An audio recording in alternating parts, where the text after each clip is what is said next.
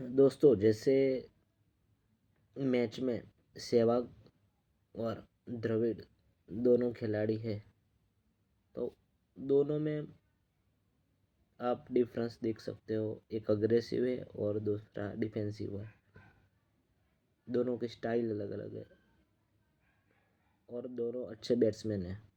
तो मित्रों, हम ये नहीं कह सकते कि ये दोनों में अच्छा कौन सा है। दोनों अपने अपने ग्राउंड पिच, बॉलिंग फेस के हिसाब से अपना अपना परफॉर्मेंस दिखा सकते हैं और अच्छा कर सकते हैं। ऐसे ही मित्रों, स्टॉक मार्केट में आप ऐसा नहीं बोल सकते कौन सा शेयर अच्छा कौन सा बुरा है। कोई अग्रेसिव भी हो सकता है, कोई डिफेंसिव भी हो सकता है।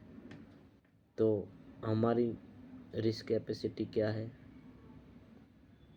मतलब हम कितना जोखिम ले सकते हैं, इन्वेस्टमेंट अमाउंट क्या है, क्या अपना गोल है, वो सब डिसाइड करके हम डिसाइड कर सकते हैं कौन सा स्टॉक आपके लिए सही रहेगा। Thank you so much.